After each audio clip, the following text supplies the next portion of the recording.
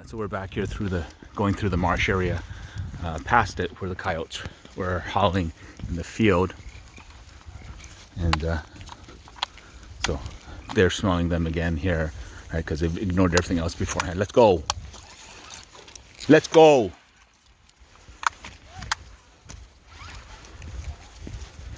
So what I'm doing is I'm being a bit more crisp in what's happening here, so that way it allows the coyotes watching us, because they can see the light obviously, to track us and to know that we're in a process of looking for, not casually, but we are looking for something, right? Because now we're streamlined in our group size, and our path pattern and our path is different, as well as I'm adopting a different tone of voice and cadence, you know, the usual stuff, making adjustments to the keys so that they can hear what's going on. Hi, David.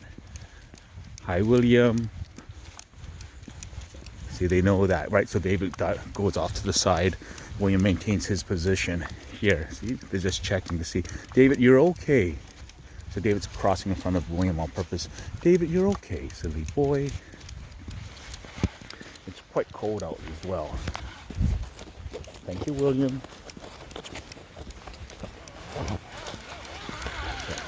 Slow down, William. David, slow down.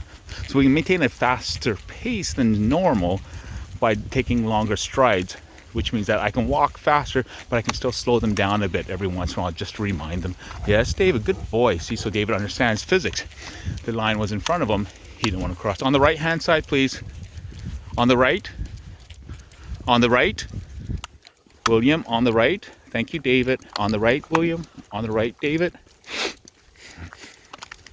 That dog that's on the corner here is unlikely to be out because it's quite chilly today, and if he starts barking, people will get upset in this neighborhood, especially since I'm walking so late at night. And so I'm going to also switch my headlamp behind me, so that way the coyotes will think that there are two of us tracking or more. And since it's facing both directions and they can see in front that there's two in front with the light, and the light behind us, there's no one there, so then they have concerns. Thank you, William. You're okay, William. Good boy, William. So William literally slowed down because he was feeling anxiety. See how he's picked it up again? You're okay, William. William. David. So I'm just going to physically slow down. You slow down, please. You're okay. David. Okay, on the right-hand side, please. On the right, please. On the right, please. So I'm just using two hands, right? One and two, right? So there's David and William. David is almost 200 pounds, 30 feet, 2 inches at the withers. And William is about 105 pounds and about 28 inches at the withers. So David's almost 3 feet. Well, David is 3 feet 2 inches at the shoulders, and William is about 2.5 feet at the shoulder. So, sorry, not 2.5 feet, 2 feet 6 inches or whatever. So you can see that. Well, actually, no, sorry, he's not 29. He's like 32. I've measured David. I've never measured William. Just assumed. So we're walking through this area here. Have the light behind us. Slow down. David and William on this side, please. David and William, please. Thank you. Okay, so we're going to just slow down. Thank you. So we went past that area where that dog was. He's not out there. William, on this side, please. And so we want to look in the direction where we could possibly be tracked from behind. And on the side here. Oh, wow, it's so beautiful from the city. Look at that lighting. Oh, there you go. Slow down, please. I just wanted to go a little bit faster in that area just to maintain that establishment. Because now what also happens is we give William, we give the coyotes the impression that we're out looking for something, and now we've slowed down. So that also gives the impression, why haven't we slowed down? William! Why have we slowed down? He's sensing something over there, plus that thing there. It's so cold, it's like freezing. I didn't bring my gloves. Hello, David. So then, yes, it leaves that impression for them to watch as we're walking. Well, why did they rush? Now they've slowed down and they're stopping. So we create a curiosity, and we then make an establishment that we were actually hunting. So what I do is I let them know that we're on somewhat, like the coyotes, that we're on a mission somewhere, right? Because we have a reason to stop and something is happening. And they don't know if there's more than two of us, especially if there's no barking. William, see William just whined because he became nervous. William, you're okay. David, you're okay. William, David. I was gonna say Lincoln. Hello, William. So this is nice. We'll probably walk through the park on the way up, just because we haven't gone there in a while, and I took Sammy and Lincoln there this afternoon. So there's no coyotes, nothing. It's complete silence now.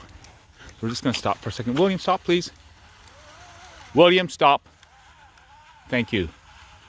So to William, David, stop, please. So to William, that's a process of just stopping, right? And then to him, he starts wandering back, because the way he processes things is that, okay, it was instantly. So he's wrapped himself around. Go, William. So we're just gonna go. David, slow down, please. All right, so we slow it down.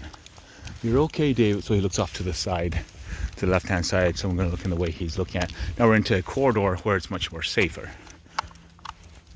All right, because now we have both sides that at least have some protection and afford the familiarity of the area. So then it makes the dog easier and calmer because they're familiar, the scents there are familiar, which means they don't have to pay attention to everything else that might be out there. The scents will be familiar, which means they can concentrate on what is actually, David, move please. Then that way they can concentrate on what is actually at hand of concern, which is the scents that they're actually looking for. William, David, let's go. See, so David does understand physics, right? It's just his nervousness. It's causing him to be emotionally creating a quotient that's disturbing his concentration. There's William who's speeding up, causing David to speed up. Not funny, William. He said, okay, David, let's go. Yucky, don't put your head there. Okay, slow down, you two. Slow down, you two. Okay. So you can see there is a size difference, about 6 inches taller.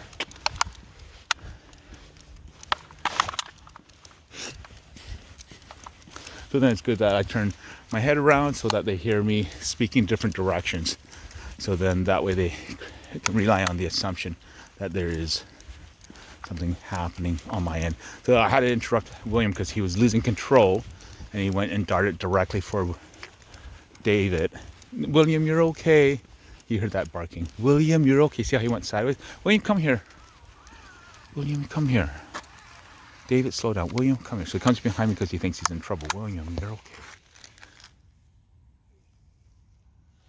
Hi, David. And David got scared. There you go. Hi, David. David's out there. You're okay. You're okay, David. All right, let's go. You're okay, guys. You guys want a hug? Who wants a hug? Okay, give me a hug. Give me a hug.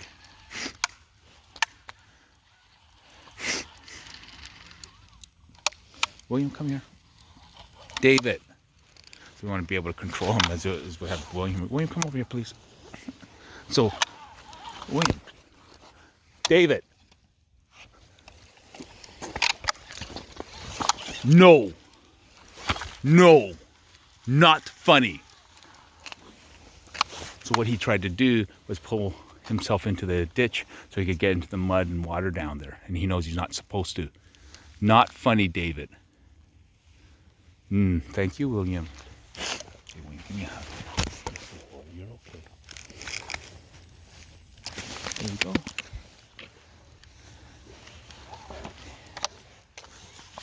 William, wait. Give me a hug. You're okay. Right, so it's important so that they don't feel that they're in trouble. Something that's naughty. There you go.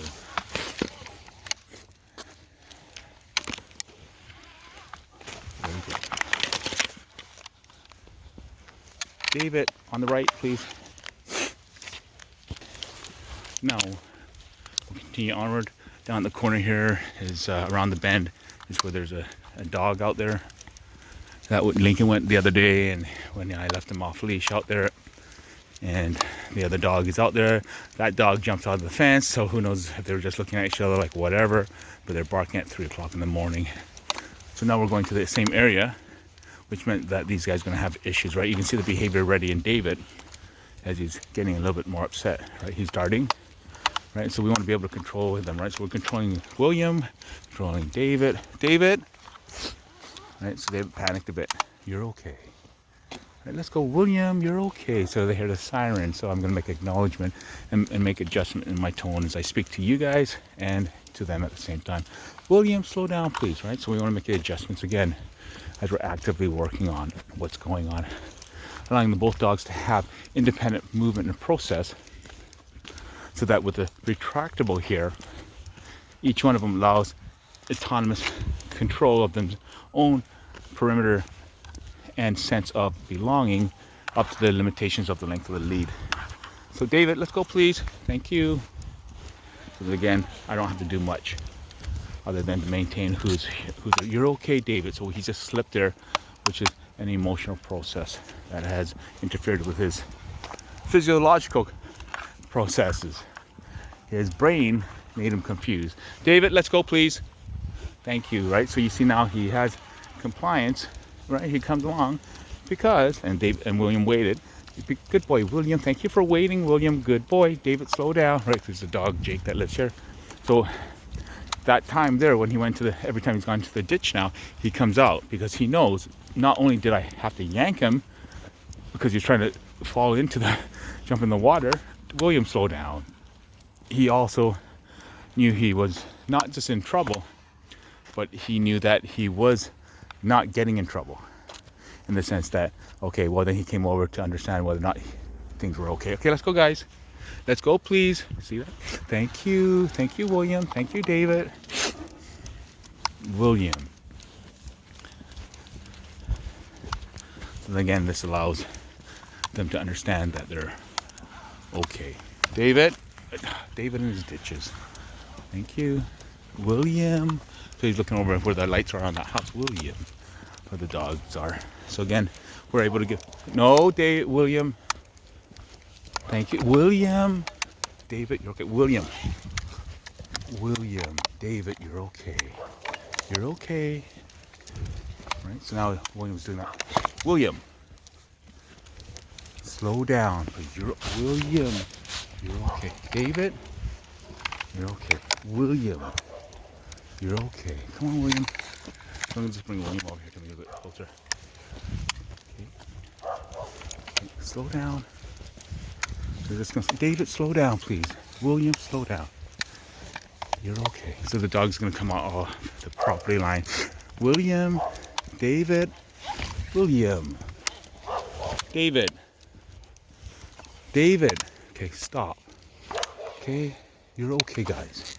Okay, just stop, please. You're okay. You're okay, William. I got you. So now they're scared. Right? So you guys are okay. Right? Okay, let's go. Slow down, please. William, David. Right, that's all. Okay, go left. William. So we're going to do that, right? So here we're controlling 200 pounds plus 105 pounds. Okay, slow down. David, William. You're okay. David. Okay, so you can tell that they're, okay, stop please. Right? You're okay. So we see that a little bit of a turn on the lead. Okay, you're okay. Okay, David, go. Good boy. William, good boy. Then it's untangled here, right? So David Williams getting off Frank because he's looking for scent, right? Okay, let's go, please. Slow down, please. Right, so we're just working them at the same time at the lead. So we do that. Slowing William down, we can see the behavior of William as David pulls behind. So we're going to slow David down as well. And then we can see William trying to peek up a bit. So I'm holding them both back as they're pulling me forward, right? So again, it's yeah, physics, and there's leash, and what ends up happening is that leash control is something that you guys can figure out on how to use the reciprocal structure, the mechanical aspect of a retractable, and I'm doing that with one hand. William. So then David's crossed over, right? So there's that crossing over. That's going to have him wait, William, please. And then we're going to just pull David over here. David, let's go, please. You're okay, right? Thank you. William's crossing behind me on purpose because of his anxiety issue. Okay, thank you, William. See that? He's calmer now. Stop, please. So we're just going to hold him off here, right? So again, retractables are excellent devices if you know what you're doing. Retractables are excellent, and the reason why is because people who complain about it are the people. David. Okay, so they just panic here, so we're just going to slow them down a bit. All right, you're okay. All right, stop, please. All right, we're going to stop, David. All right, William, stop. So we're just going to keep them still. You're okay. You're okay. So you saw how that happened, just walking by with those dogs barking. Okay, good job, silly boy. All right, there you go. David. William, slow down. You're okay. So the dog would be out walking around now, yeah. So you can hear him out of the yard now, because he's not going to come and mess with two big dogs like this. And then David is, William, you're okay. So David is pretending, no, David is just feeling, okay, well then can you make me feel comfortable?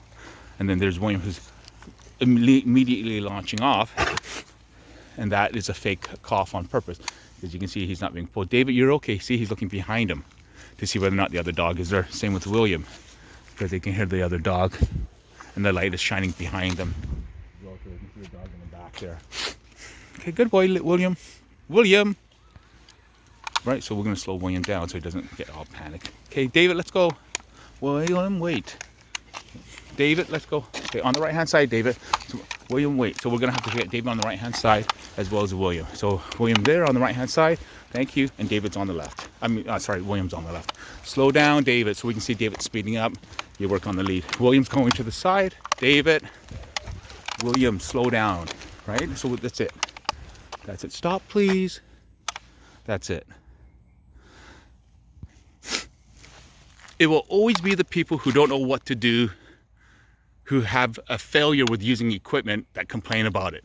If the equipment is properly manufactured and made, there's no reason to have an issue. So I'm walking with literally 310 pounds plus drag, power, momentum, right? Because they can dig in their body with 4 paws very quickly. So what ends up happening is I have to make sure that I'm paying attention to what's going on with them, even if they pull. And then, there you go, stop, please. So there you go. Okay. So I'm just gonna William underneath. David, come on, David. Okay, so David's getting gas here. You're okay, David. I got you. I got you. So retractables are really quite simple to use. The mechanical structure is very simple. You can use more than one hand to use the retractable. David, you're okay. So, I'm just giving you a hug. So the retractables essentially are something that you can learn how to do. If anyone tells you retractables are bad, etc., not just show them the video where I'm doing this with 2 dogs that are extremely dangerous innately from the histories of attacks and all that on people and dogs.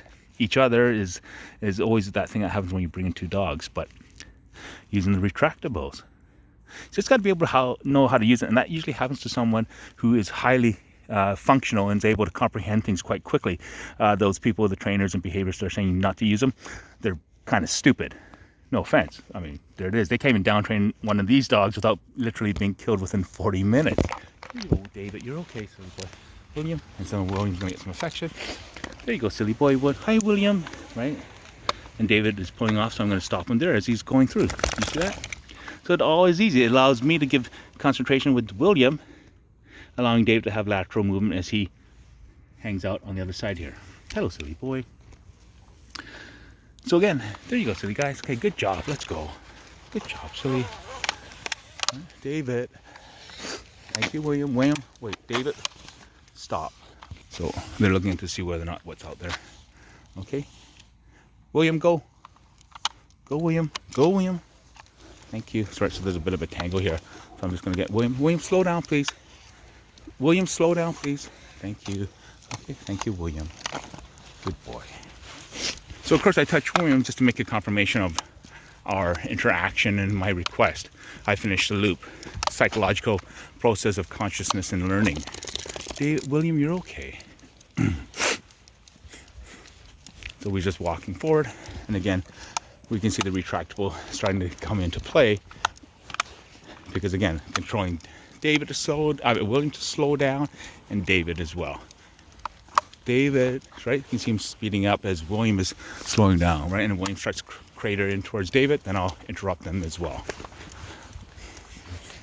So there you go. You're okay, David, right? They felt the lead go to the right-hand side.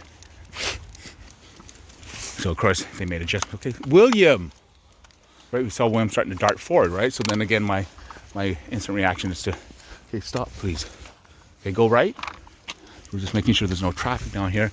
This is a very busy street. So there's no traffic behind us at this point in time. Okay, there you go then. All right. William's getting faster. There's no traffic behind us. So I'm listening for noise. No coyotes whatsoever. No coyotes in front of us. No coyotes walking around. Because the establishment. David. Thank you. So David's not. Okay, now he is coming along. Thank you, David. And that feeds into. Nope. See that? You went into that. Thank you, David. See how incredibly quick he's able to cogently understand and comprehend the physics? That is identification of self. Stop, William.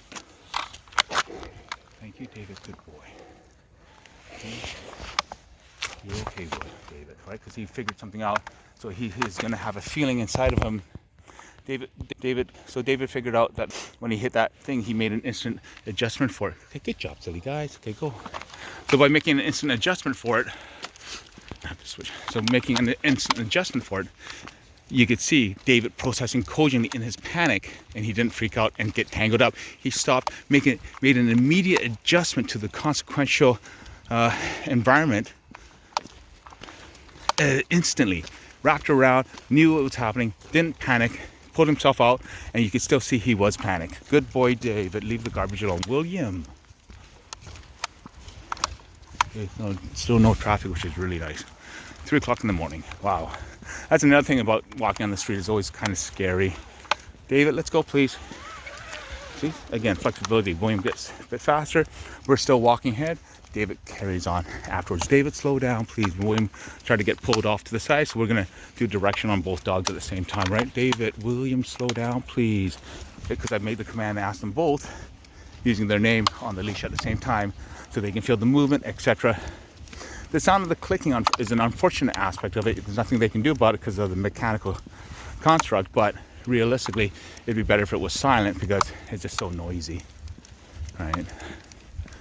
So then I have to make different designations. William, wait, please. I have to make different designations of the sounds because sometimes they'll think the sound is for them as well when I'm using the other retractable. So what happens is I have to make clarification so that they cogently comprehend that it's not the sound that causes them to slow down. Like the clicker training silliness, right? When it comes to that dysfunction, this allows dogs to cogently understand, well, okay, then the sound is not connected to it. So I need to listen to it. There you go, David. I need to listen to it when it happens. By doing so, I understand. This way, okay, William, okay, stop, please. Okay. So we're gonna just wait for the light to change. Wait, please. There you go. Okay, go straight. Heel. Go on. There you go. Slow down. You're okay. So David's afraid of traffic. You're okay. So we're going to look at the traffic over here. David, you're okay. William, you're okay. There's you. Okay. There you go, silly boy. Slow down. You're okay. So they're scared. You see that? David's scared. Over here, please. Over here, please. So we're just going to slow him down. Stop, please. You're okay. All right, you're okay. Okay, there you go. Hello, Mr. William. We're okay, David. David, William, you're okay. You're okay. Good boy. Slow down. So then we're gonna just reconcile, right? It's a traumatic event, right? Because it's a circumstantial experience, right? That sliver of aggregation of consciousness in the way that the dog learning things. So this is another point. David, come please. This is another point where the dogs get to learn, okay, in a different environment where they're scared, things aren't going to be as bad as it was, right? Because there's someone there to take care of you, guide you, and protect you. Okay, David, let's go please. Right, so we got to make sure that's not an animal. Okay, good. It's just a mask. Right. David. Thank you. So he's perfectly crossing in front of me now. You see that? That's an insecurity. You're okay, David. William. We're just going to go forward here. David, right? You can see the speed up because he starts to speed up but by slowing him down, because he was crossing in front of William, that caused William to slow down. So I did not need to break William at all because he saw the physical obstruction caused by David's body. William. So that's where you have to make the adjustment instantly when you're observing what's happening in your field of vision. William, not funny. David, let's go please. So we're gonna make the, right, so we slow him down at the same time. Not funny, stop. Stop, David. You're okay. So he thinks he's in trouble. So I had to do that because traffic was trying to become overwhelming for him. You can see that. William, you're okay. So I'm gonna fix William's foot. David, you're okay. William, fix your leg. Silly boy. There you go, silly boy. Right? So again, it allows William to stay here while David has lateral movement. Okay? All right, go William. Go William. Go William. Thank you. And David's pulling, right? So there's a pull here as William does that. David, let's go please. William. No, he's trying to pee on purpose. Not funny, William. Okay, let's go. All right. David, let's go. David. Move William. Thank you, William. David. So we're gonna just pull David forward out that way. Not funny, David, right? So he's doing it on purpose. He's crossing in front again. My hands are freezing up. So he's crossing in front on purpose. Right? So he's doing it again. Because we're going to an area that he's not familiar with, right? Because it's quite dark in here. Slow down, please. Right, so you can see him starting to get frantic. So you're okay. So what I'm going to do is to make an adjustment for it. That is to put the other headlight lamp in front. So you'll see what happens. William, stop, please. Right, so we're going to put the headlamp in front. And you'll see him slowing down on his own. Okay. So this is a process of consciousness. Watch this. Just give it about 30 seconds to a minute. Right, David, let's go. David, let's go. Thank you, David. So watch. Okay. William. Right? See that? See that? See that? Right? Do you understand? Do you guys understand now? Look at it. Right? Do you understand? Huh? It's a consciousness aspect of behavior. Now it allows them in a rudimentary William, stop please. It allows them in a rudimentary format to comprehend that the additional light is not there's another person, but the additional light is making sure that I'm identifying there's issues. See, William looks over there, I look over there with the light, he stops because then he goes, okay, great, you are paying attention. David, you're okay, and there you go. It is the comprehension of the dysfunction that David has that I address. Why does he feel this way? And if I do that, will it impact William? William, stop please. Wait, please, William. Will it impact William as well? So what do the actions independently and interdependently, how do they relate to each other as a group structure? And that means you have to have the ability to comprehend consciousness. Because that's what I'm looking for, is what the dog is doing consciously as they are thinking. Thank you, William. Hello, David. See that? Even going off on his own. William. William, not funny. David, let's go. So I'm just going to pull David over. William, stop, please. William, stop, please. So William's looking over that side. You see that? Okay, David, let's go. So he stumbled because he was concentrating again, like William. I mean, like what's his name? Lincoln stumbling. David, enough with the crossing in front, please. So he knows the word front, He knows the word crossing. He understands the tone. See? William!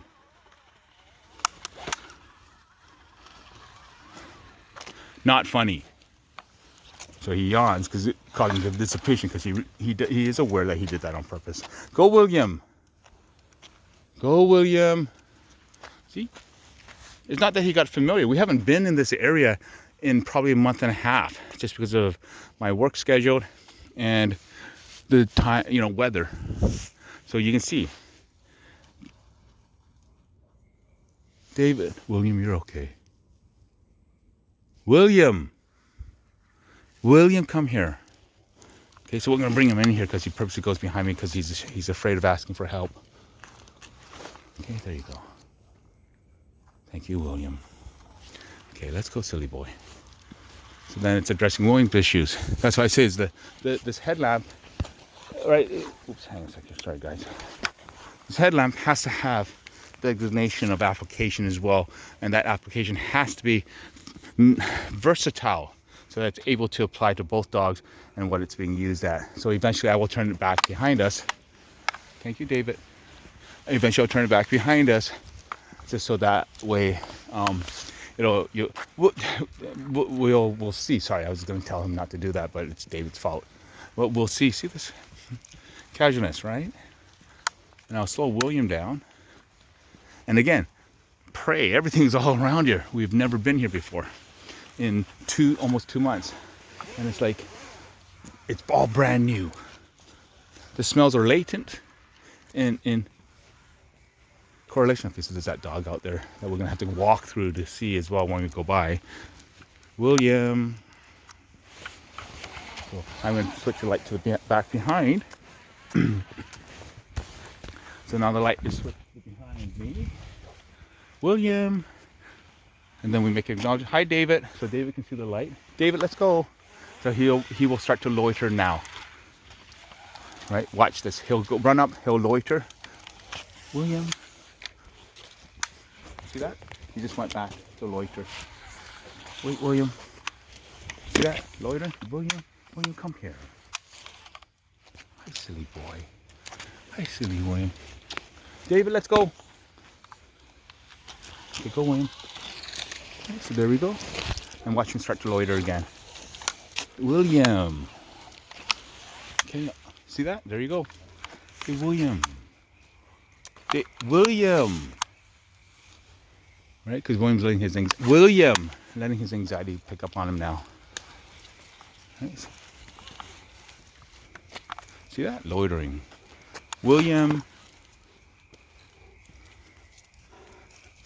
Right? See, David looks to make sure the light's behind us. Right? William's trying to get behind me, so I stopped him. See, he's looking behind us. And he'll turn on his own. Okay, David. William. Let's go, William. And he wrapped behind me on purpose. Hi, David.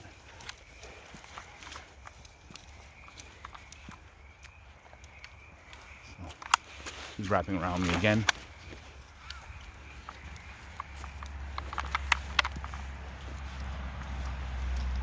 David. Okay, come. So we're just gonna get David. Okay, go, William. Okay, so we'll get William in front now. So even William, go, William. William, David, stop cutting in front of me, please. Thank you. Okay, William, stop. William, stop. Thank you. Stop. William. Thank you. So don't forget how dogs are processing. So even though I said to him the STOP word, right? He did indeed actually at his time and his speed of processing, he did STOP. So that means there is an acknowledgement that has to happen. And then the repetition was that he started to move again. So I need to reiterate, I need you to maintain that position by reiterating the command, which is exactly what we would do with anyone. Right? I'm just slowing David down because now they're tracking something here. See that? They're tracking something. Right? Okay, slow down. Right? So I'm going to have to pull him back a bit. Not funny. So it's just regular language, right? So behind because of the light. You're okay, David. So, you're okay, David. I'm going to put the thing to the front again, because they know I always look behind anyways. So that's what's going on. Alright, so we'll do that. Thank you, William. Okay. Now David can see the light in front of us. And then the change will happen again. See that? William's not as frantic now, because you can see that I'm looking behind him. See, he looks when I look to the light. Okay, let's go, William. So when he's looking to the side just now, William, that's him looking peripherally behind when the light is twisting back, because he's wondering what I'm looking at. He knows when I turn my head and my voice, he's correlated that, obviously. He's conflated the construction of what my behavior is. So he understands what's going on. And so he looks, and as he looks back, he can see peripherally, because the light is shining behind him, that there's no issue. So then he immediately stops to go and do something else. Hello, David. Wait for William, please. So he goes off and does something else, which is to look at the smell or the little ditch there beside him. So that's the whole process. Because again, if you have to keep in consideration that the dogs are processing in 1/10 of a second, so the behavior is occurring in instants, which means that their time frame is extremely fast. Just there's a dog barking, so I'm going to just slow William down as he started to get panicked. William, thank you, William. William. So the dog's processing very quick. It's like as if you've ever had an argument with somebody, and then 5 seconds later they're like, "Okay, let's go," and you're like, "Whoa, we're still fighting." That's the same aspect. William is getting panicky, right? He's getting concerned. Slow down. So I'm going to take William off the trail.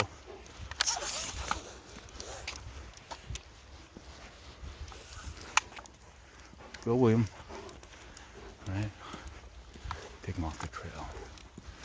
Thank you, William. So he maintained the speed until I made the acknowledgement that, okay, now you've complied. William, you're okay. William, let's go. Right, so we get him to go. William, slow down. David, right? He actually anticipated me saying that when I started saying the first words. Right, so that's a behavior of anticipation. No, it's a behavior of, okay, I know what you're going to do. I'm finishing your sentence. I'm doing the behavior in front of you because I'm making you aware that I know what you meant to say. Nonverbal fluency. You need your nonverbal fluency, which is really important. I mean, this stuff is not as simple as give a dog a treat because they think that it works, when in fact treat training entirely counter-instinctual to how evolution, survival of the fittest. When you give an angry dog treats, you're eliciting and enabling predator instinct. That's essentially evolution, and there's nothing that modern science will ever do to change evolution in regards to psychology of dogs as a fundamental affectation of the genus or the entire taxonomy. Okay, so let's go. Right? You see the difference in behavior again, switching the light on, and this should suffice because, right, William went around me on purpose, and so I'm going to boot him out with my hip on the lead by using the lead and using it to belay his weight around me instead. Go, William. Right, so right there you go. Good boy, William. Thank you, William. David, no. David purposely cut in front of William so I would give him attention. You see how he made the correction? He's not interested. Watch. See that? There's no interest. So that's psychological behavior that's happening. William, let's go, please. See? So David again thinks, oh, William's getting attention. David, come here, please. David. David. Right? David. So he doesn't know what to do. He's panicking now. You can see that. Stop, please. You're okay, David. You're okay. Right? We're going to turn around. You're okay, David. He thought we were going, so he started to pull forward. Okay, David, you stop, please. You're okay. William, you're okay. Right, so we're going to just, you guys are okay. You guys are okay. All right, hang a sec. Wait, David. Okay, so we're just going to hang out a bit. There we go, silly boy. Okay. There you go.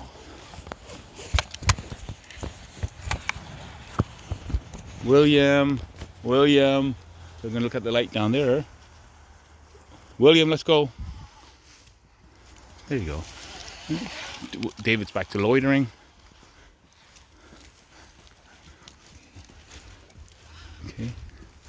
Hello, David. So he goes on the side I'm on because he needs to feel protected. When he saw William going over there, he knew William was protected, the attention, all that kind of stuff, but he knew that his issue wasn't there. So unfortunately, I don't know if you saw that, but David's front right paw, which is that one that always happens, actually became a little bit quivery because of his emotional construct. Okay, let's go, David. Yucky poo. Leave it, William. Yucky. Okay. David, out. Okay, out there, David. Out, please. Thank you. Okay, so I'm going to just pull him back out, please. Thank you. So you see the tongue behavior? Slow down, please. See the tongue behavior? He's, right? You can hear his breathing pattern. See the tongue behavior again? To the right-hand side as well, and that furtive licking aspect, that's contextual and textual in the expression of physiological construct. Slow down, please. So that gives me another idea of what he's thinking about as well, and how he's thinking about it in the cogency, right? So he came right back right away. That again goes on to the subterfuge of behavior in regards to the codependent, not passive-aggressive behavior. William! Enough! So William's trying to get attention too, and that's not the kind of attention that we want happening. See, that's exactly what he wanted, is to get in trouble, because that was the level of attention that he needs, that extremity, and he came right into me. Right, so he's looking to see what's out there. Same with David. Hello, silly boy. I said when David's kind of, you saw he almost yawned. What David's doing is trying to control himself. Right, so David starts to pull forward. And we're gonna do that. I'm just gonna put this over. Normally I would just kind of do it differently, but okay. Hi, silly guys. There you go. So David thought I was going over there, so he'll come back over. Out of the mud, please. Out of the mud, please. Out of the mud, please. So a different aspect than it was with Lincoln earlier today. Thank you, David. So he goes faster to go, oh, I'm catching up. So I'm going to slow down. David. All right, he's loitering because of William. Okay, let's go, William. Let's go, David. Thank you, David. William's wrapped around again. So I'm just going to bring back to the other side. Okay, there you go, William. David, let's go. Thank you, David. David, no. Thank you, David. Right, so he's almost 200 pounds, so it's kind of hard to move him laterally. So you have to be very measured with your behavior. See the tongue behavior? He's concerned what's going on. He's actually, you can see it in his eyes and his face and the physicality, the musculature structure as it performs considerations going through his head. See how he's dropping down again? William is loose. So Williams, right? So again, everything has to be versatile, and the application has to be versatile. There you guys go. Slow down, please. William, you're okay, David. The traffic's coming out. He's not used to it like that this time of night. This is not common, as we saw earlier. This is a contiguous video, so you can see, hi, David. Hi, William. So he heard that V tone in his voice, right? So that's a play tone. Stop, please. Right, so we see them starting to look separately in different directions now, right, as they start to work off of each other in regards to nonverbal. Hi, silly, good boy, William. Good boy, David. In regards to nonverbal communication. You're okay, David. Hi, silly boy. You're okay. Right, so now so what they're doing, we're just hanging out for a little bit. Hi, little silly boy. William, you're okay. David, you're okay. Hi, silly boy. So it's kind of, you're okay. William, you're okay, William. David, you're okay. Hello, William. All right, let's go, silly. Wait, please. Stop. All right, so we're just going to start to see that William and David starting to panic. Well, David's trying to. All right, there you go. Wait, please. We see the there. Okay, good boy, William. Sorry, guys. William, stop, please. Okay. So by creating a safe environment, then they have the opportunity to do what they really want to do. Obviously, if I'm giving them the awareness, William, you're okay. Right, so he's going underneath the line on purpose, and he's going to go behind me. So I'm going to pull him forward. Thank you, William. See that? And the other part too is now we're close to the area where we're familiar with, just like the home, and so they're like, oh, okay, now we're going home. They know it's a transitional point, right? It's an intersection where we go back here at the light. David, let's go, please. David, let's go, please. Right, so I don't have to do anything. Thank you, David. Right, that sneezing, the cognitive dissipation is another aspect that is a different formulaic of the cognitive dissipation. Right, there's a structure behind it. You're okay, William. David, let's go, please. So there's no coyotes at all. William. Right, he knows we're going that way, but we're going to go David, slow down. Okay. Stop, please. Right, so I'm going to slow him down, right? You can see the behavior here. David's getting concerned because he's like, hey, wait a minute. We usually get to play around and look around a bit. Right? You don't see them peeing. David, because urination is reflective. Okay, let's go, David. Right? I was just going to say, urination is reflective of insecurity, self-esteem issues, identity, a whole bunch of different applicable dysfunctions. Again, the root psychology is the consciousness is that construct exists in the abstract availability. No, William. The abstract availability of the brain itself. It's there. It's categorized. It's abject. There's nothing it can do other than be passively used to quantify consciousness. So by watching what the dog is doing, we are scaling by paying attention to what's going on. Oh, whether he did this and then he did that and now he doesn't do this anymore. We've literally scaled quantifiable sentience. We've literally scaled behavior. Slow down, please. Okay, there's a noisy truck coming. Come in, please. Stop. Okay, you're okay, right? You're all right, guys. You're okay, David. So then that's an identification. See how worried he is? You're okay, William. And the thing goes away. David, you're okay. There you go, silly boy. So you're quantifying and scaling and tracking sentience. Because you're like, okay, well, when they're angry, they do this. But the same dog that is doing this now with less activity and reaction or consequential behavior to the circumstances. Let's go. Good boy, William. Bye, David. David. All right, let's go. Hi, silly boy. Hello, silly boy. So there you go. Right, there's no traffic. Walking with him. David. William. So William's going cross physics-wise, right? Not funny. Not funny. Go straight. Go straight, please. Right, so now they're crossing over again. Okay, William. David. Right, so they're getting panicked. Because we haven't been in this area either. We usually go down the lower area where the marsh is. So David's trying to wrap around me. Thank you, William. David, slow down. Okay, so we're trying to get William to go on the right hand side. William, on the right, please. Okay, thank you, William. Good boy. So he goes, oh, is that right? Okay, because he knew I was already on his right hand side when I got to his back end. David, stop pulling in front of William. Go, William. Go, William. Thank you, David. Because David's doing it on purpose now.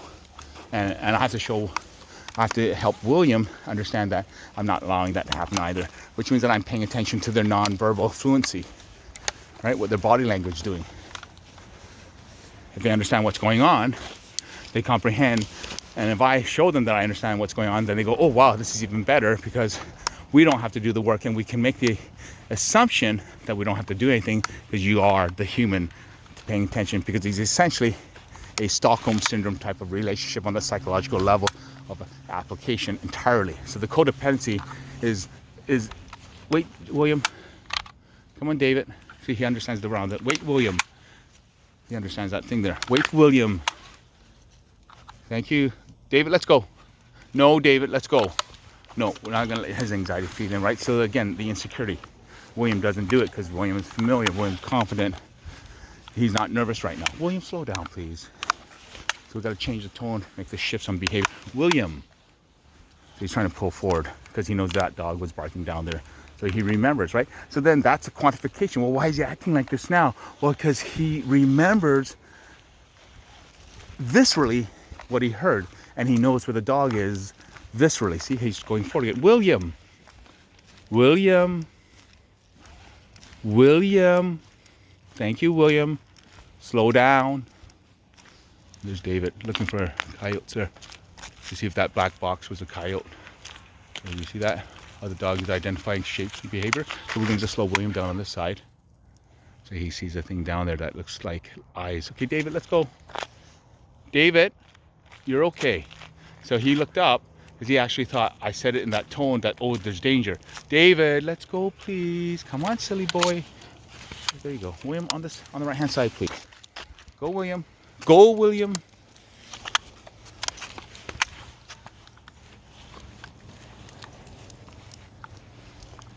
Thank you, William. David, slow down. So the dogs are going to be barking out here. This is not. So we'll see the behavior as they start to pull and yank. And I may have to put the phone away. I'll just put it in my back pocket if I can. And then have to physically control them either separately with each retractable or with the by the collars themselves. Slow down, please, David. Right, so you can see him trying again to go to William, so I'm going to slow him down again. You're okay, guys. I'll put this out front here. Slow down, please, William. But David, you're okay. You're okay. William. David, William. Thank you. So by the white lights way down, oh, you can't see it there. The white lights are way down there. That's where there's the first set of dogs, and then there's another set of bunch of dogs with puppies now. There's just backyard breeders, and then William, David, let's go. Thank you, William. So he's here, feels attention. David, let's go. Thank you, David. William, slow down. Thank you, David. So we got to slow down. So I think he understands I'm making everyone slow down, so that way David doesn't panic and he slows down on his own without me doing anything because I'm controlling William. So there's a dynamic structure. The William smells coyotes. So I'm going to turn the light behind us. David, right? So see that? David did it as well. He smelled it. He wasn't sure what it is because he's not familiar with it being so close because he's so used to smelling it down by the marsh.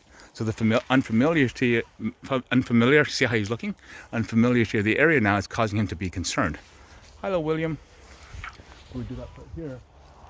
Hello, David. Hello, silly boy. See? So he's concerned. Come here, silly boy. So wait, please. Give me a hug. So he's concerned. So I'm going to let him know. See, you hear that breath? The yawn. You're okay, David. Good boy. I got you. You're okay. See the paw position? Oh, you can't see it. Sorry. All right. Good boy, David. You're okay. Good boy. He just shifted his right paw against me. You're okay, silly boy. There you go. All right, so I'm going to just hold him for a little bit. Right. Okay, William. See, so he already comes up for. Sorry. And William already comes for affection. He came right over to me after to wait his turn, even though he's chronologically senior. Good boy, William. Look at your dirty paws, silly boy. Hello, David. Let's go. William. Okay, William. William. You're okay, right? So we see the door there. David's never seen that door before. You're okay, David. He's scared again. Come here, David. I got you. William. Got you. I got you. You're okay. I got you. You're okay. Oh, there we go, silly guys. Hey, let's go. Okay, David. David wants more. There you go, silly. Okay, let's go. See that? So again, it's the assurance, right? It's a cognitive behavior. It's an ego-driven behavior. He knows. No, David. Right? So he understands. He sees the end. It's a dead end. Thank you, David. Thank you, silly boy. It's a dead end area. So he knows. He can recognize it. He may not be able to see the end of it because it's a bit further away without lighting. So it's going to look oblique and blocked. Thank you, William. William, slow down, please. So we're at 54 minutes. You're okay, William. So I have to make longer strides for distance so that way my pace appears and sounds slower.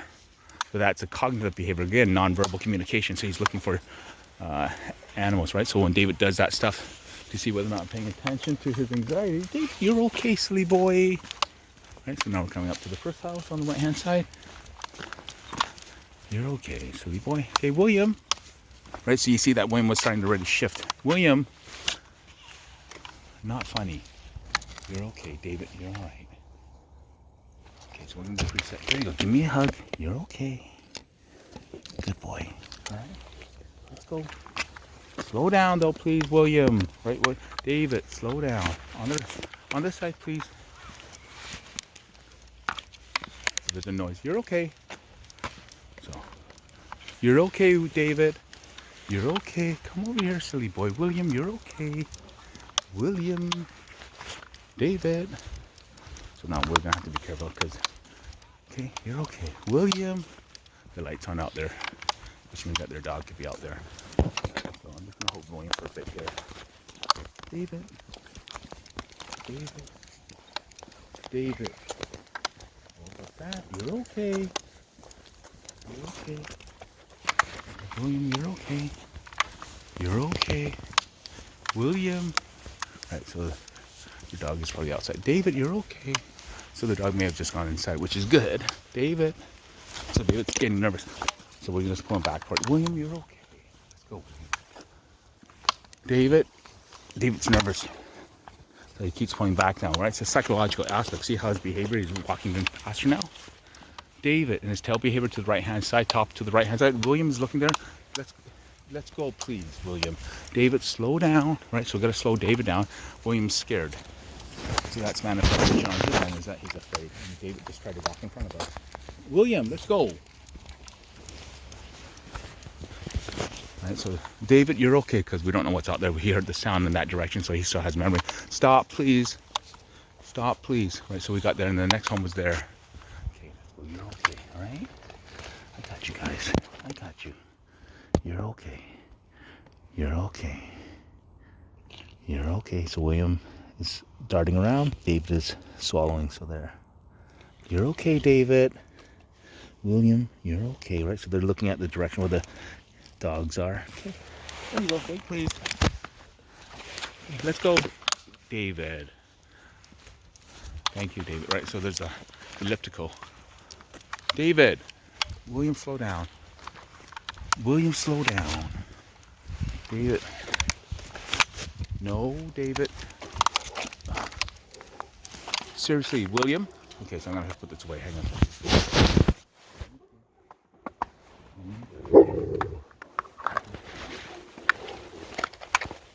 I'm giving them a hug. You're okay. William, David, you're okay. You're okay.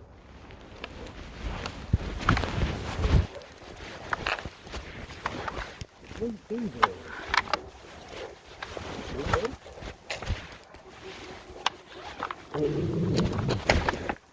No, William.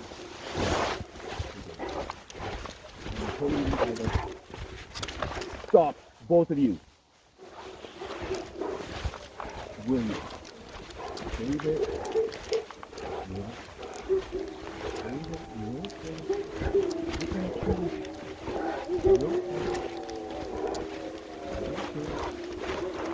You okay?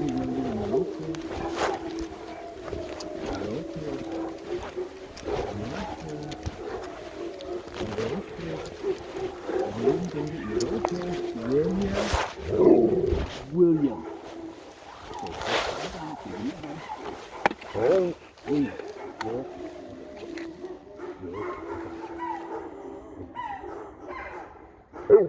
Stop, William. William, stop.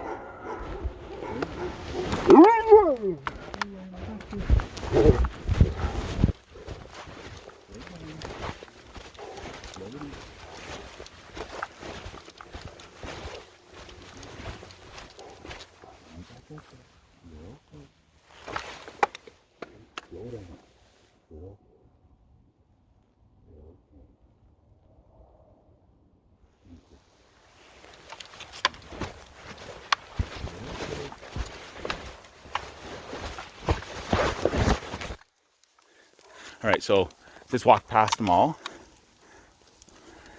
So that was quite good. I mean, can't see anything. And those dogs are making really higher tones of that are going to be foreign sounds to them because neither one of them have heard puppies. And William, no, you're okay. David, you're all right. So unfortunately, the NO word came out, right? Because that was a subconscious inherency on my end, right? Is what we're built to say. Don't do something. That's the first word we learn innately, you know. Don't do that. No, stop. No touch. So that's where we go. David, out of the mud, please. Not funny. Thank you, David. Okay, you guys are okay. You're okay. All right, thank you, David. Out of the mud, please. Out of the mud. Thank you, William. David, out of the mud. William, out of the mud. Thank you. Thank you, William. Okay, we're gonna walk you guys out of there. All right. Thank you, William. Thank you, David. David. So David, there is his anxiety, right? He tries to swing in front of William, so we make the adjustments for him that way too. Hello, William. Hello, David. All right, David. Hello, William. Hello, David. So I'm going to slow him down. Slow down, please. David, slow down. William, good boy. Right? Thank you, William, because he was already slowing down when I asked him to. So now I have to make the accommodation because of the coincidence of the timing and the request. Right? That coincidence. David. Thank you, William. David. So David's picking up the pace. So when we originally started walking, William was picking up the pace. So we see the difference in behavior because David wants to go home. Because of the abandonment issues, insecurity, etc. Right? We're still using the retractable for over an hour now. So it's really quite simple. This stuff is just a lot of practice. Don't listen to anybody who tells you anything about retractables. Then say, you know what, dude, have you ever... Stop, please. Stop. Thank you, please. Wait, William. Wait, David. So you see the behavior, how there's a bit of a pause on David's hand on the right-hand side. Wait, please. Oh, wow, we have mail. Okay.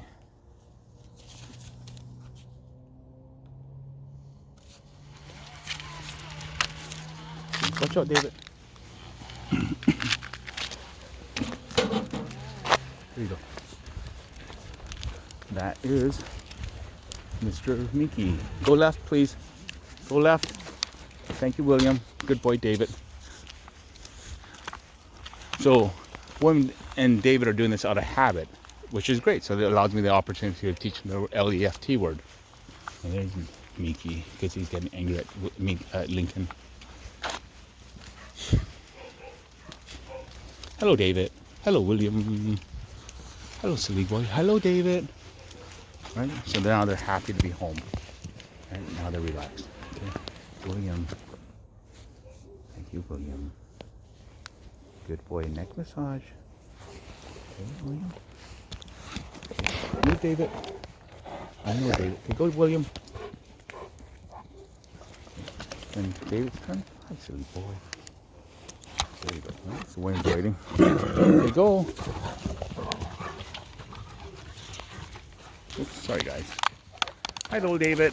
There comes William. Go, boy.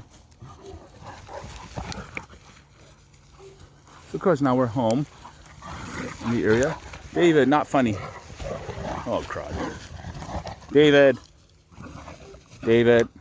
You know, it's not funny at all, David. Okay, let's walk him that way. So then, here's the thing. Okay, so this is what's going to happen. I'm going to whistle.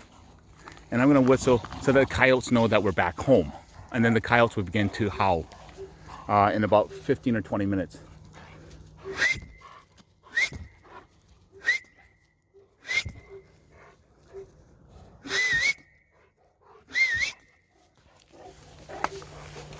Okay, so in about 10 or 15 minutes.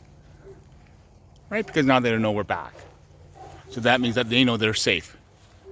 And we're not hearing any barking, so making an establishment of the area. And I'm going to walk everyone up, I'm going to bring them out, and then leave the tape running. Come on, William. Come on, David. Let's go home, silly guys. Okay, come on, William. Hi, David. Good job. Good job, David. Hi, silly boy. Okay. William? David? Good job. Good job, silly guys. Okay. Get ready for the zoo. Okay, silly boys. Going. Hello, silly boy. Let me just do something like this here.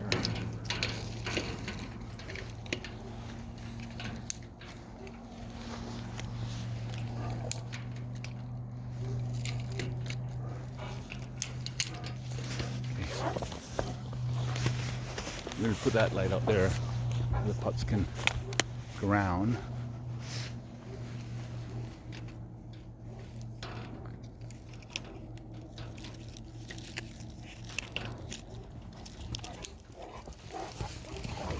we go.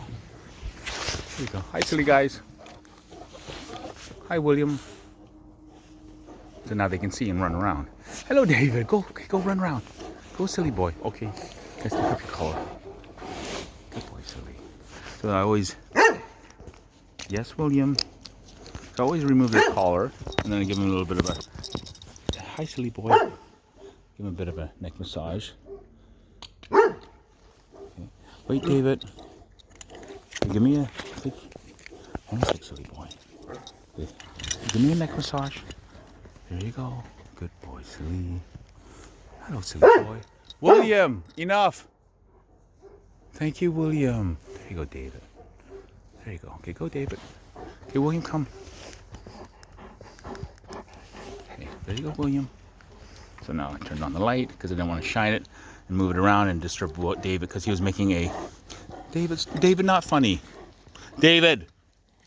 Because David was making a cogent request, right? I wanted you to give me some affection.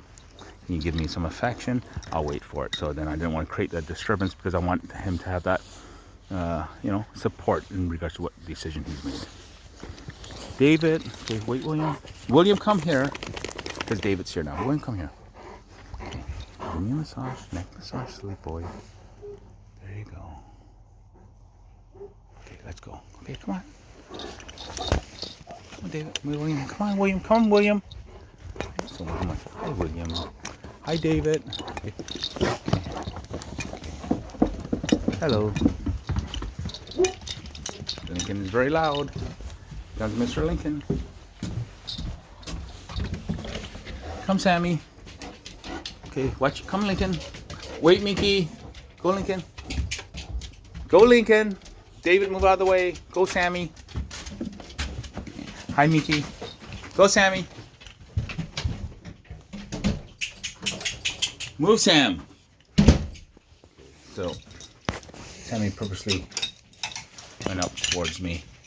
But she needs to go to the bathroom on her own. So that's why I have to be kind of mean to her. Make her go off. Otherwise, if she doesn't learn, she'll just not go out to go pee. And Mickey's gonna wait, Mickey. Go, Sammy. And Mickey will be there. Fuck.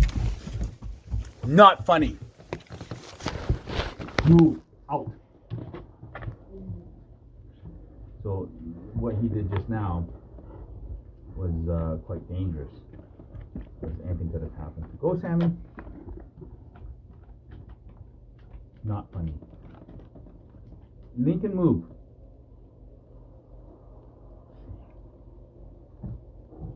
Go pee, Lincoln. Thank you.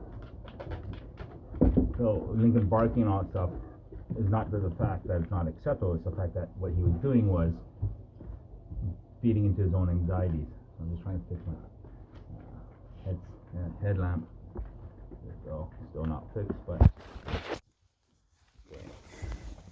Let's see. Yes, David. Hi, silly boy. So he's trying to reconcile his feelings, right? Hi, silly boy. Okay, Sammy, go pee. Okay, go, David. Go back, please. Okay, William, take off your jacket, please. Or no, I'm hot. All right, so okay, here we go. Okay, there you go, David. Hi, William. So, Lincoln, stop, please. Right. So I'm just gonna hold him still so he doesn't panic. There you go. There you go. And William just stepped on that. You're okay, David. William just stepped on the thing, so David felt. Oh, he got panicked. There you go, silly boy. And there's a cable out there. Okay. Hi, Lincoln. Okay, so we're gonna get Mickey out. Mickey, come on, Mickey. Good boy, Mickey. Are you going in, Sammy? Okay, go in, Sam. Lincoln, are you going in? Go in, Lincoln. Thank you, Lincoln. Go in, William. William wants to get water. Go, William. David, come on. Come on, David. Okay, there you go, silly boy. Okay, go in, David. David, go in.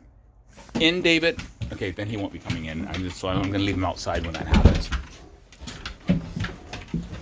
So he thinks we're having fun, and what I'm going to let him know, move.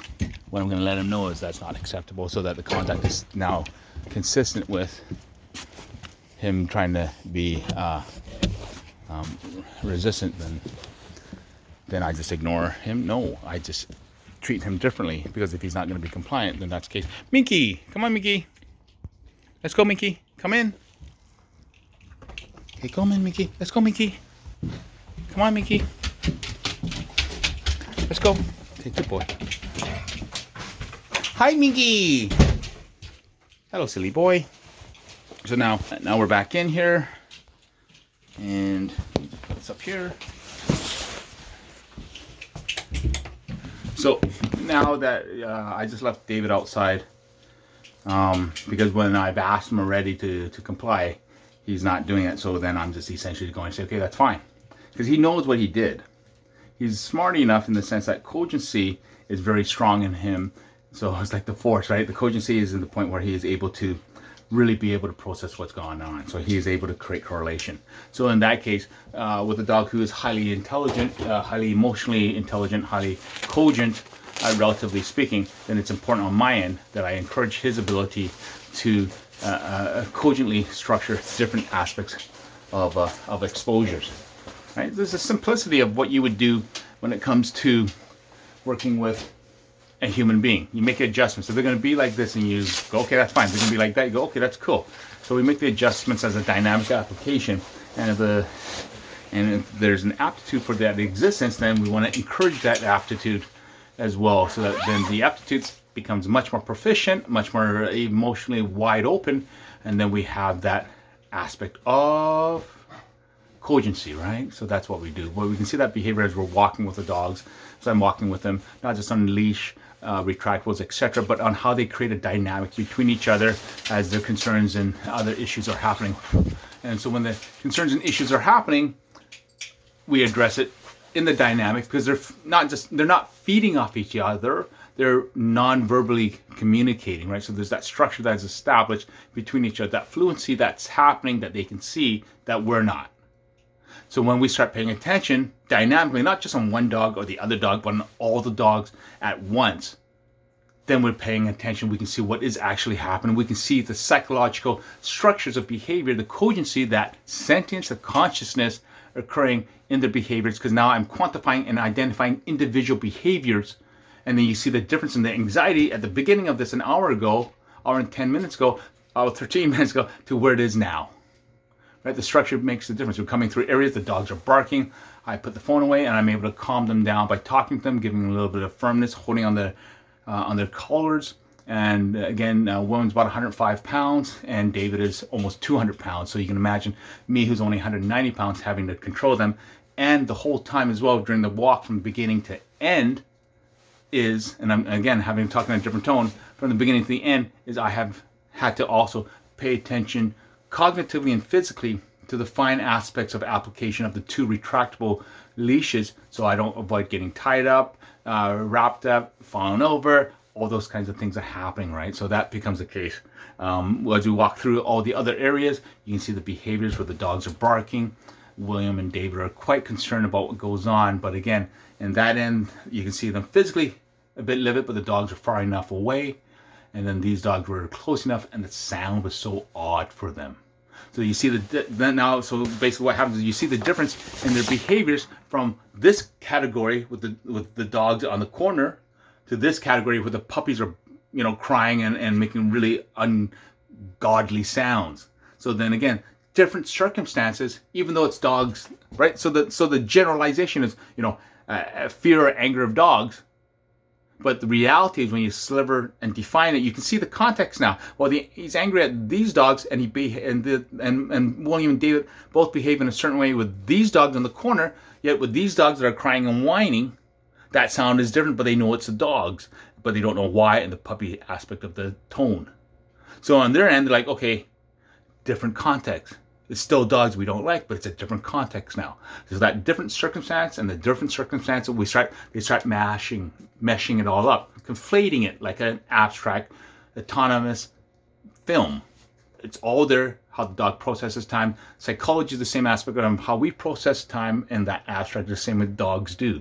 But our sophistication is ego-driven, egocentric, because we have relational obligations from time, whereas for dogs, the time is an abstract, like a slideshow projector. So there's no differentiation in urgencies, because the psychological obligations outweigh the time-centric, egocentric constraints.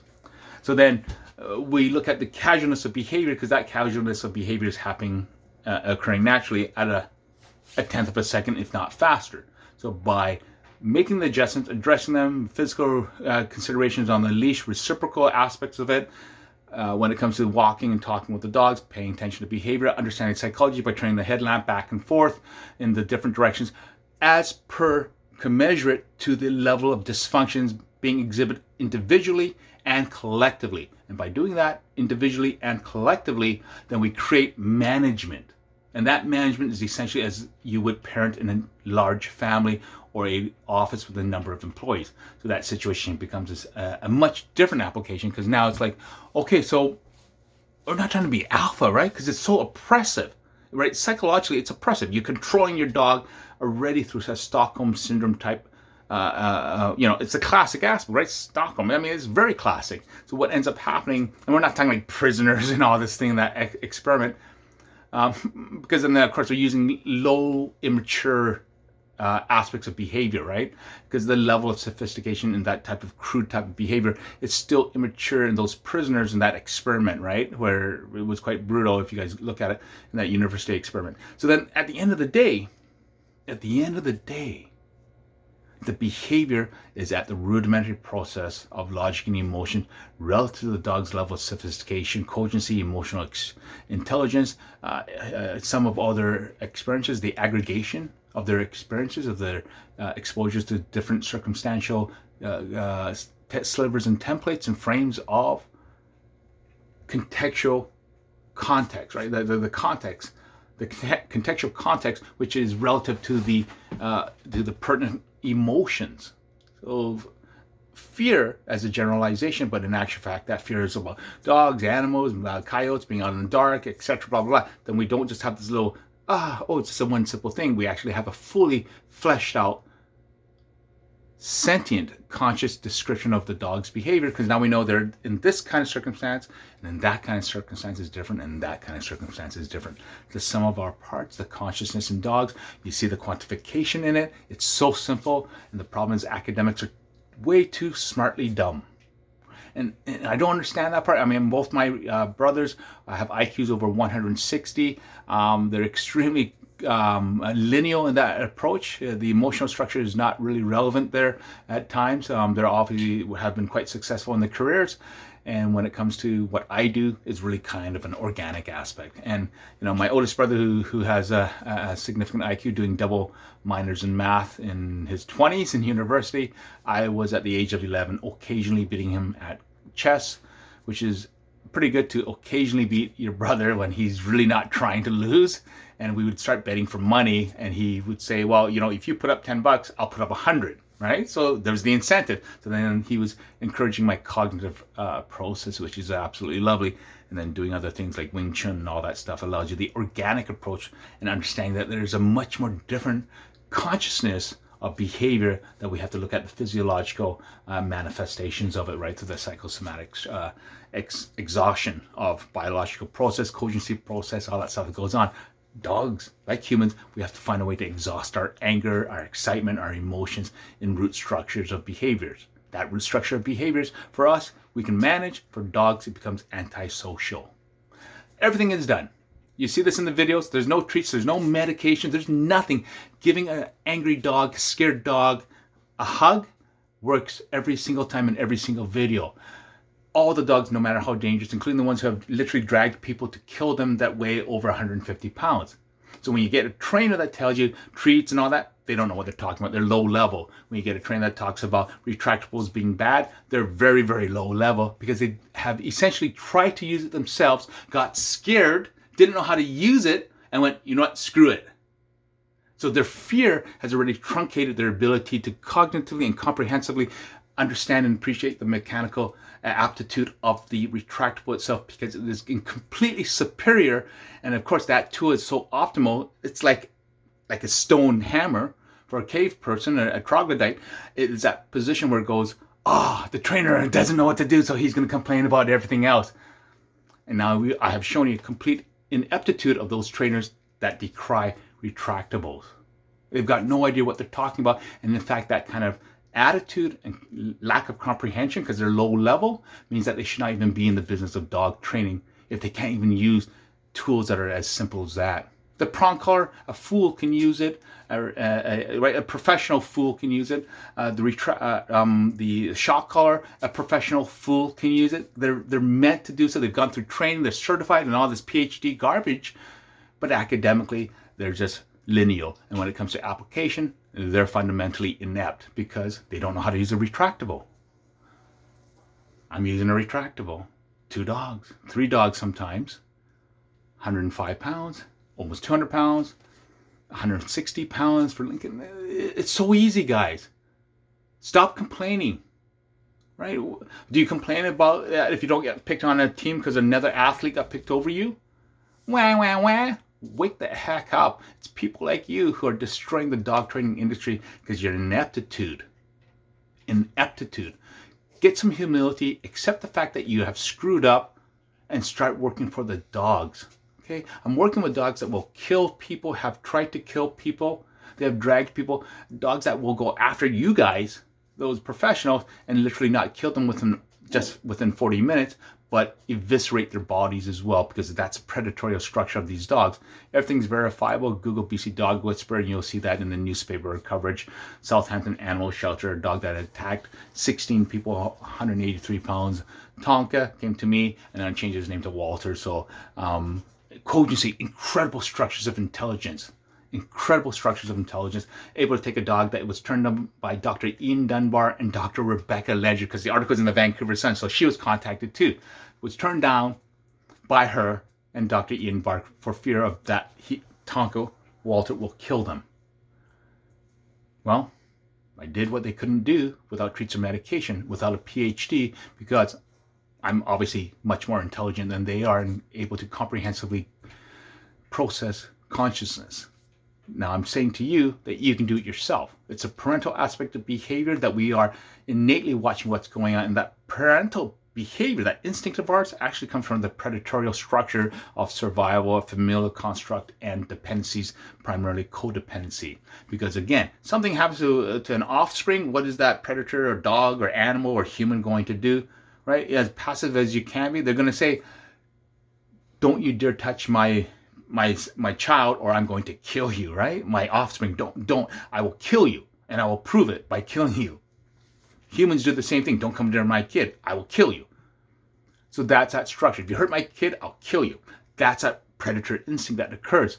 And what's happening is the professionals and the academics don't realize this. That's why a dog that has tried to kill somebody or has viciously bitten somebody or even just bitten somebody, they go, the dog's too dangerous. We can't fix the dog. We can't give the dog food, because they, again, don't understand evolution and comprehensive aspects of that evolution and that whole counter-instinctual performance of that. They're listening to silly people like Skinner, who's circular and quite vacuous, as well as Pavlov, who was extremely cruel to dogs, and Skinner promoted Pavlov. So there you go with the inanity and the stupidity that's going on that has literally pushed behaviorism, the structure of that all over the place. I say this all the time, and I'm doing that because I'm putting out this information. I'm leaving it out there. You guys can learn, watch what's going on. You can see proof and concept that they are not just theories, but actual theorems, because they're literally working in front of your eyes. Don't listen to any of the trainers that are telling you all these treat training things, alpha and all that kind of stuff, and what you got to dominate. Never give a dog a hug, and don't let a dog dominate you on leash and retractables. Now you see proof with 2 extremely dangerous dogs, one being a predator dog, almost 200 pounds, and the other one being very, very dog reactive, all easily being addressed on that consciousness that they can't see. That's why, again, they hate the retractable. That's why, again, they can't deal with actual dangerous dogs. They're the false prophet, and they're the emperor's clothes. You never see Dr. Rebecca Ledger being able to achieve even a tenth of what I can do. She will never. She's inept. She is an academic Forrest Gump, and that's the ability for her to apply any of her skill set. And then her ignorance is being then parlayed into the rest of the industry, into the rest of society. She's a fool. She doesn't know what she's talking about. It's like listening to a child tell me why the sky is blue while she's riding on her tricycle that is missing the front wheel. Completely inept. And I mean that in the sense of her comprehension of dog behavior is inept. Inept. Put us in the same room or give us two similar type of dogs and she will be afraid and run out the door. That's the kind of people you hire. The ineptitude protecting their reputation and their ego. When it comes to Dr. Ian Dunbar, he's just disgusting. He's the one that brought up the bite level scale, which means that he set an establishment based on his own fears, insecurities, and complete academic and professional and moral ineptitude. His ability to comprehend behavior is literally garbage. Literally garbage, and has been nothing but more detrimental to the entire behaviorism as a whole, as well as dogs primarily.